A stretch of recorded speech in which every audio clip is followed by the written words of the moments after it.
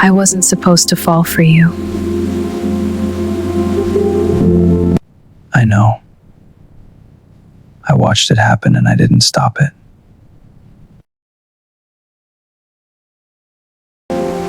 You scare me, you know that? Good. That means you're paying attention. The silk tie was his. Zara knew it by the weight. Heavy, expensive, the deep charcoal of a man who only wore things that meant something. It looped around her wrists twice and held her to the carved mahogany headboard with a firmness that was not cruel and not accidental. Nothing Kang Jae-won did was accidental. He stood at the foot of the bed in the dark, shirt open at the collar, watching her with those still black eyes like she was the only thing in Seoul worth looking at. The city rain pressed softly against floor-to-ceiling windows. Outside, 20 million people went about their lives without knowing this room existed. Up here, there was only silence, and him, and the unbearable charge between them. "Say it again," he said, low. The voice of a man who never needed to raise it. "Look at me and say it again." She looked at him. No fear. She hadn't been afraid of him in a long time, which was its own kind of dangerous, because the entire criminal underworld of Korea was afraid of Kang Jae-won. And she was lying here with her wrists bound in his tie, meeting his gaze like she owned the room. "I love you," she said, raw, unarmored. "All of you. Even the parts trying to destroy us." His jaw tightened, something moved behind his eyes, the expression of a man receiving something he'd spent years convincing himself he didn't deserve. He crossed to the bed slowly, both hands on the headboard above her, close enough that she felt the warmth off his chest, caught the faint trace of cedar and something darker beneath it. He pressed his forehead to hers. "You shouldn't," he whispered. She tilted her chin up, their mouths a breath apart. Too late. His hand curved along her jaw, thumb tracing her cheekbones slowly, and he kissed her with the patience of a man who had been waiting long enough that he refused to rush now. It started tender, then deepened into something that moved through her chest like a current, his other hand tracing the line of her throat, her shoulder, her collarbone. Unhurried, thorough, memorizing her by touch. He pulled back just enough to look at her. His gaze moved over her slowly, taking in the exhaustion behind her eyes, the grief she kept folded where no one could reach it. The love she'd tried for 3 months to keep contained. "Spread it wider," he said, voice rougher now, barely above a murmur. "Let me see all of you, not just her body, everything. The fear, the pain, the full unguarded landscape of her." She let the armor go. "And if you want to know how a Nigerian girl with 14 days left on her visa ended up here, in the most dangerous penthouse in Seoul, bound by a silk tie, telling a Korean crime lord she loved him. Stay with me. This story starts 3 months earlier, in a room the size of a confession booth, with a passport and absolutely nothing left to lose. 3 months earlier, Zara Adeyemi had never heard of Jae-won Kang. The Goshiwon room was barely wider than her arms stretched out. One narrow bed, one bolted desk, a fluorescent light that buzzed with a specific irritation of something broken and nobody caring enough to fix. 8 months she'd lived here. She knew every crack in the ceiling. She'd named the largest one Lagos, because it branched outward in every direction the way the roads did back home. The passport sat open on the floor like an accusation. 14 days on the visa. Her phone lit up. Her mother again. She let it ring. She couldn't explain to her mother. Warm, practical, the kind of woman who treated jollof rice as medicine. That going home meant admitting she'd lost. Not just the job search, all of it. The Oxford degree that felt like a key and turned out to be a prop. The career that collapsed the morning her father's name appeared in the Nigerian Tribune beside the word fraud. Her father hadn't done it. She knew that the way she knew her own heartbeat. He was not a corrupt man. But corrupt men had needed a name, and his was clean enough to borrow and dirty enough, once borrowed, to destroy. 3 rejection emails sat open on her screen. Law firms, banks, places that called her Korean impressive, and then went silent. She was about to close the tab when the listing appeared. Executive Assistant, Kang Industries. Finance Forensics. Anti-money laundering frameworks. Korean and English fluency. Comfort with morally complex environments. The salary figure made her sit back slowly. She Googled the company. Luxury conglomerate. Shipping, private equity, hospitality. Headquarters Gangnam. CEO Kang Jae-won, 34. 2 photos. In both, he was looking slightly left of the camera with the expression of a man who'd agreed to be photographed and immediately regretted it. No negative press, no complaints. Kang Industries existed the way a rumor exists. Everyone had heard of it, nobody could tell you exactly what it did. She should have closed the tab. She sent the application before she could stop herself. 14 days, whatever this was, it was the last door. She went to bed without unpacking her suitcase. 3 days later, against all logic, they called. Clipped voice. 45 seconds. Interview Thursday, 9 a.m. Business formal. Bring all identification. The woman hung up before Zara could ask a follow-up question. She spent Thursday morning pressing her blouse flat with damp hands. The iron had stopped working in April. She wore her natural hair up, deliberately, without apology. She'd spent too many years in London offices making herself smaller. She was finished with that particular performance. Kang Tower was all black glass and vertical in tension, the kind of building designed to make you feel small before you touch the door. The receptionist looked up and did not smile, asked twice if she was sure she was in the right building. The second time Zara smiled warmly and read the woman her own company address back from the website. The receptionist's expression curdled and she pointed to the chairs. 2 suited men stepped out of the elevator, speaking Korean, assuming she wouldn't understand. Why is there an African woman here? Did someone make a mistake? Zara turned from the window. No mistake, she said in flawless Korean, pleasant as a Sunday morning. You might want to remember this face. Something tells me you'll be seeing it regularly. The silence that followed was magnificent. 42nd floor. Long boardroom table. 2 men she didn't know. A chair across from an empty one. They pointed at it and left her standing for 20 minutes. She stood the entire time, shoulders level, watching the rain. Kang Jae-won walked in like he owned the silence, which he did. Dark suit, no tie, top button open. Not casual, just not performing for her. He sat across from her without looking at her and opened her file. A lieutenant spoke. Mr. Kang wants to know if you understand the nature of this company. Zara looked at Jae-won, not the lieutenant. Him. I'd rather he asked me himself. Jae-won closed the file. He looked up. Dark, still eyes. The face of a man who had removed everything breakable from himself and lived in the resulting silence ever since. He studied her the way he studied financial reports, searching for the one line that didn't add up. Your father, he said, first words, no preamble. Emeka Adeyemi, arrested 18 months ago. Zara said nothing. He was framed, her jaw tightened. Yes, the men who did it, a pause with weight in it. I know their names. The room held its breath. You're hired, he said. Monday, 9 a.m. Don't be late. He left without looking at her again. Zara stood in the empty boardroom for 10 full seconds, then she went home and unpacked her suitcase. Monday arrived early and acting completely innocent. Her desk was in a side corridor. Narrow, beige, a wobbling chair, no computer. Lieutenant Park said she'd need to bring her own without explaining why nobody had thought to provide one. Zara looked at the corridor. Looked at the chair. Thank you, she said pleasantly. She sat down and started working. What followed was invisible, cruelty, the most effective kind. Staff walked past without acknowledging her. A secretary named Mrs. O left documents on the chair every morning, so Zara had to remove them to sit down. Small, mechanical. In her third meeting, Senior Lieutenant Cho, with Zara's clearance issued in writing and her name on the agenda, looked at the room and said, "Is she cleared for this?" She held up the memo without speaking. Cho smiled thinly and continued. She documented everything, said nothing, worked with a precision she knew was her real weapon. His first task. A forensic audit 3 senior analysts had passed as clean. She finished it in 48 hours, and found inside a ghost transaction nobody had caught. $700,000 moving through 3 shell companies in a quiet, self-erasing circle. She left the report on his desk at 11 p.m. No note. Just the work. Thursday morning coffee was waiting at her desk.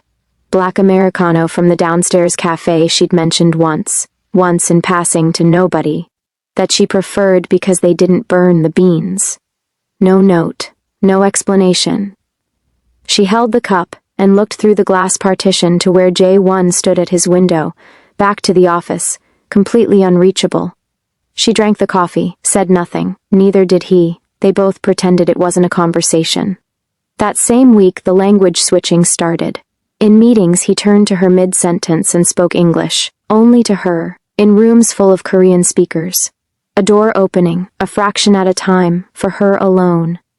3 weeks in, Cho blocked the hallway outside a strategy meeting. "This briefing isn't appropriate.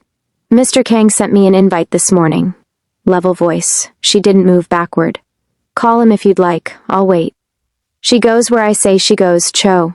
Jae-won stood in the hallway, jacket over one arm. Quiet, final. "Sit down." Cho sat. Zara walked in.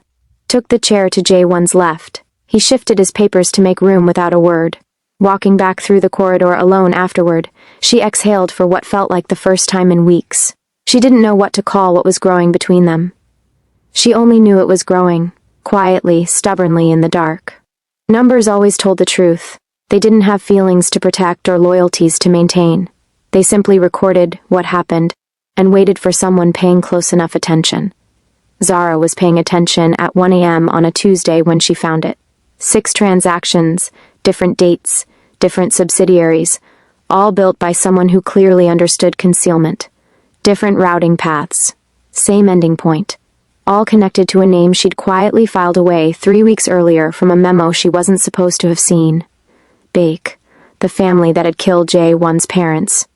She ran it 4 times.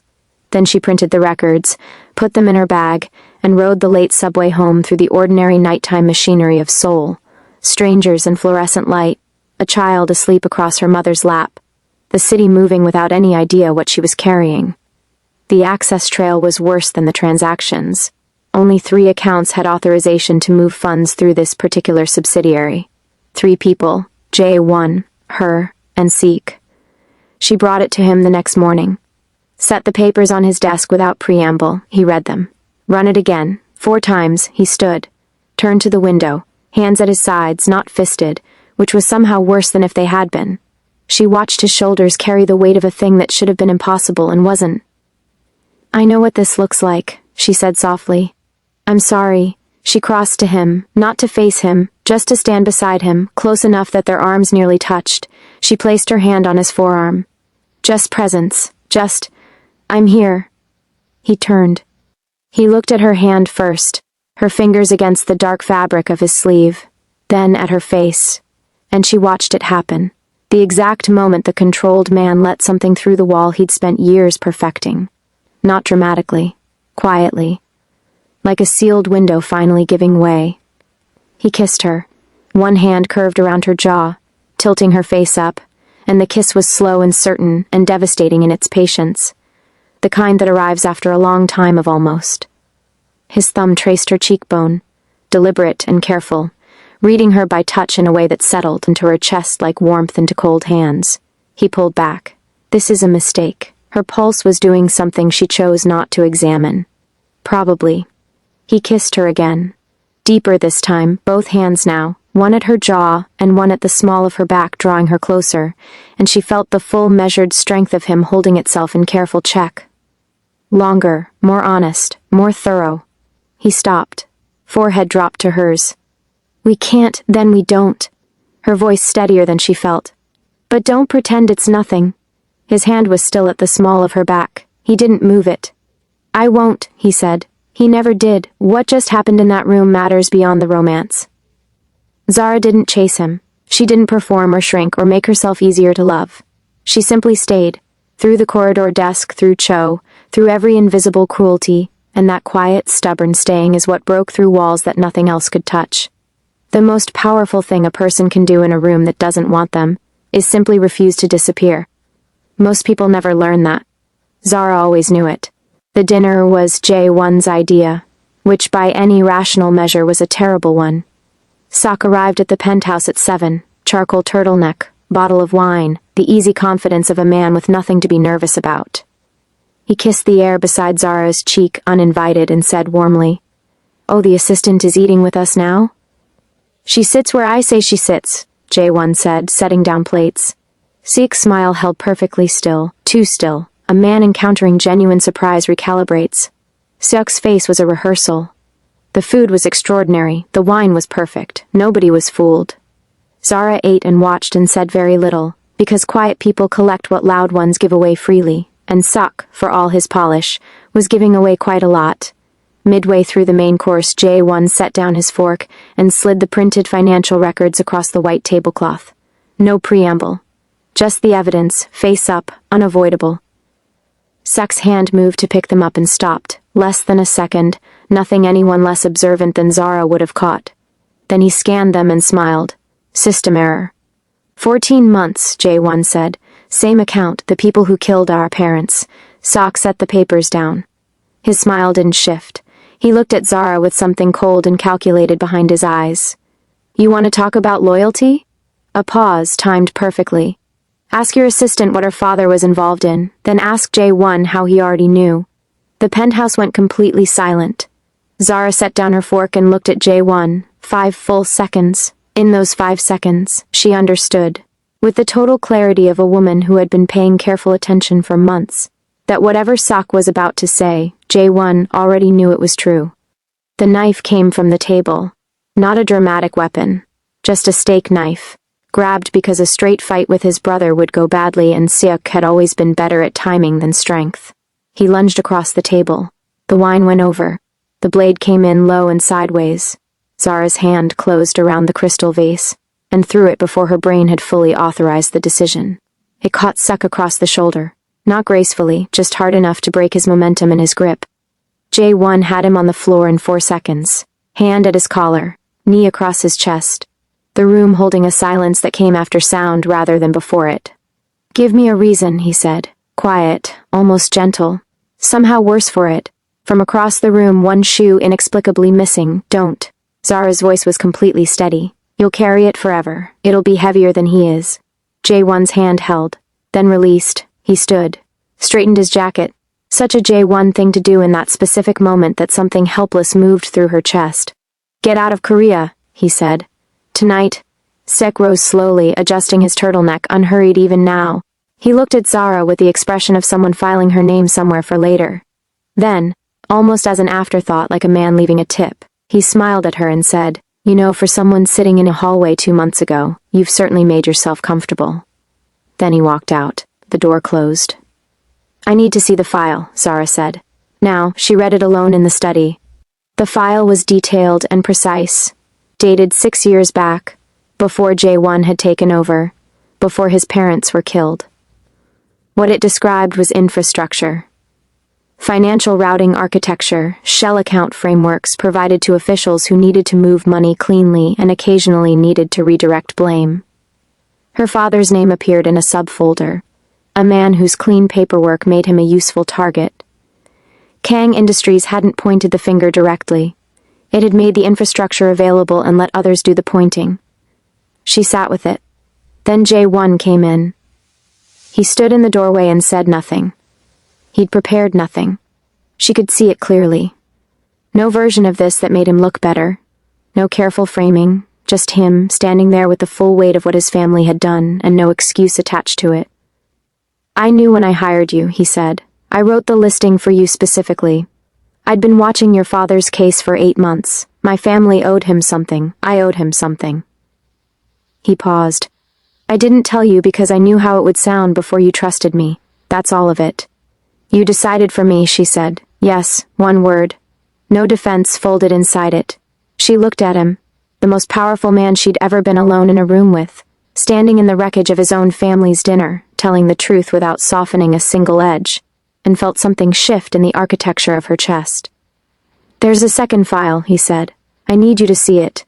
He crossed the room, opened the laptop, pulled up a folder nested 3 layers deep. 2 years of work. Witness statements. Financial forensics. Email chains between the officials who had framed her father. A money trail documented clean enough for 3 legal jurisdictions. The work of a man who understood he owed a debt and had been paying it quietly without anyone knowing. I was waiting until it was bulletproof, he said. I was going to give you the weapons to free him. The choice was always going to be yours. She stared at the screen for a long time. Then she closed the laptop, stood, turned, walked the 3 feet between them and pressed her face against his chest. His arms came around her, not gently, firmly, the way you hold something you've been afraid of losing before you admitted you wanted it. She cried once, quietly into his shirt. He held her like she was a choice he was making deliberately, with full knowledge of everything it cost. The 2 weeks that followed were the closest either of them had come to ordinary in years. She moved into the penthouse in increments.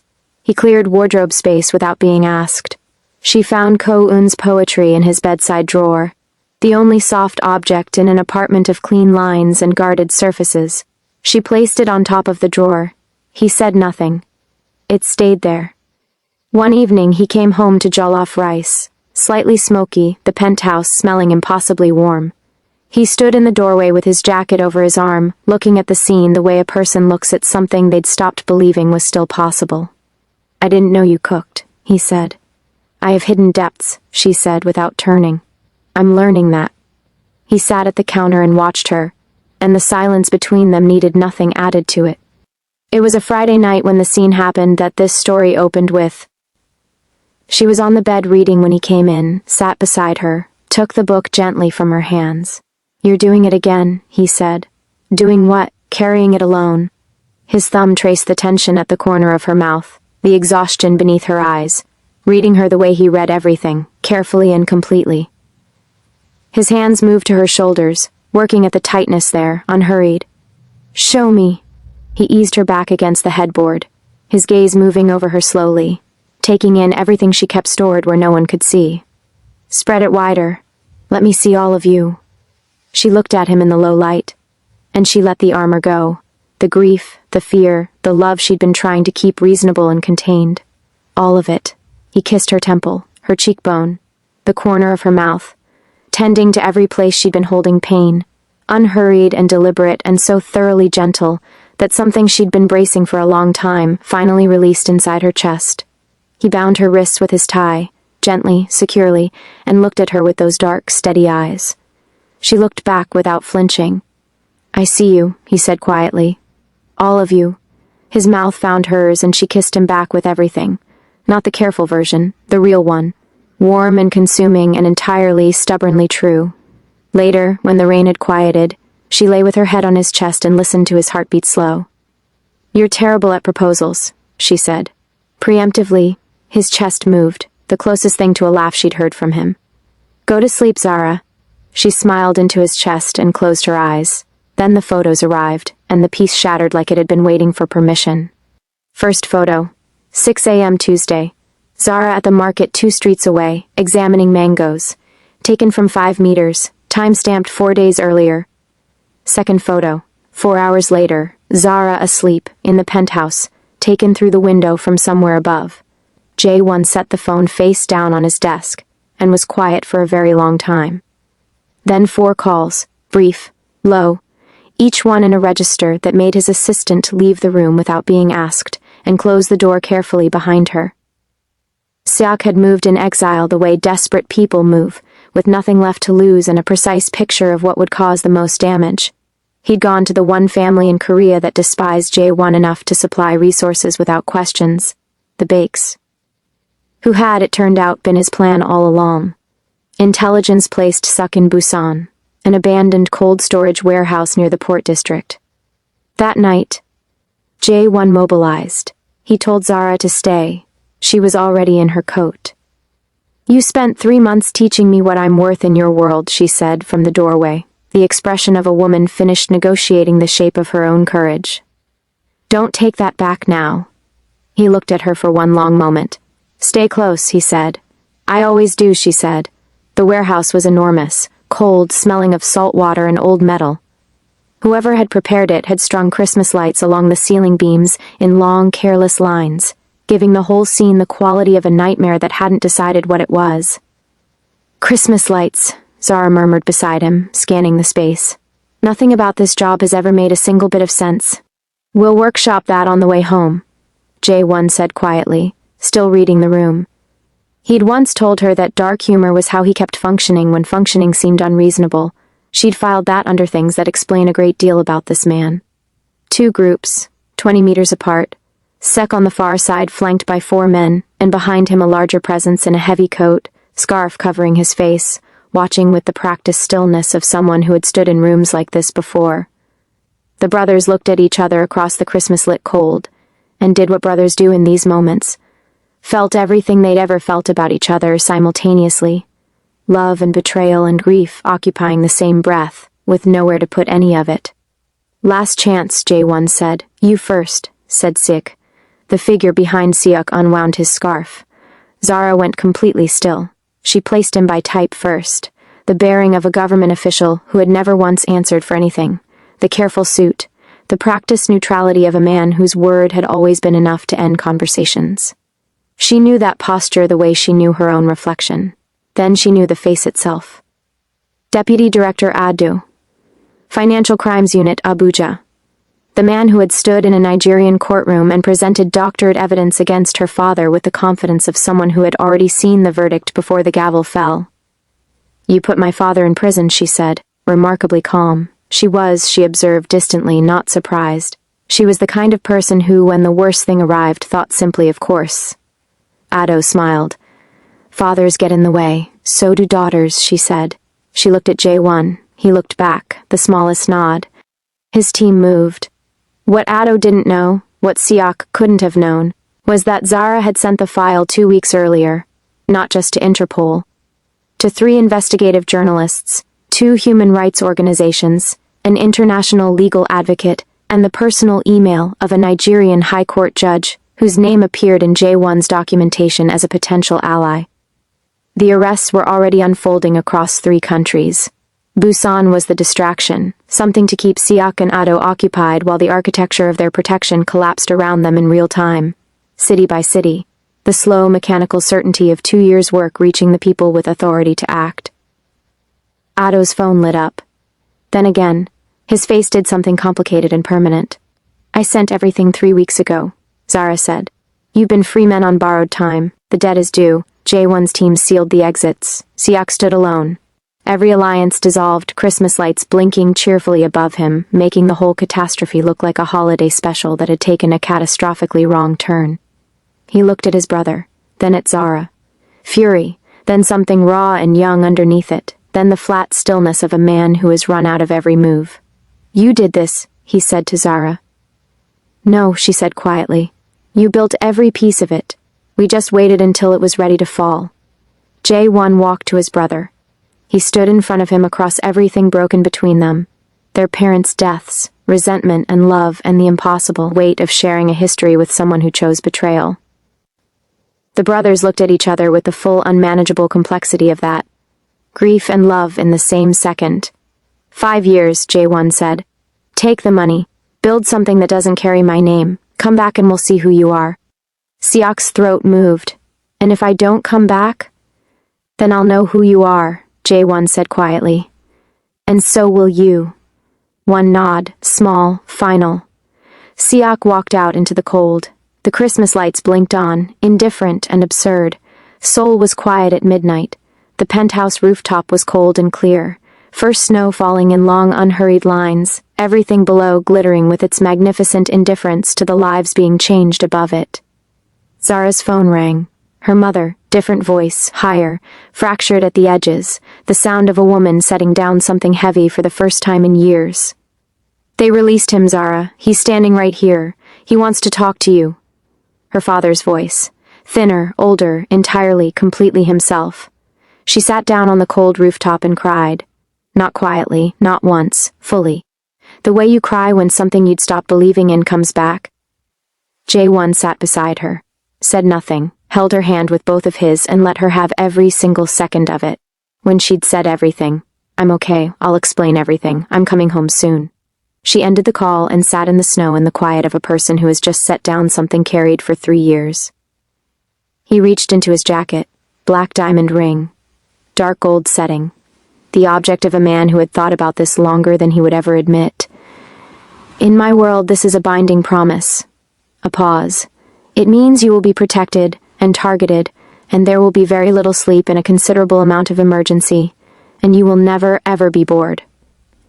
She looked at him. "That is the worst proposal I've ever heard in my life. I know. 12-year-olds do this better." Probably. Jae-won. Zara.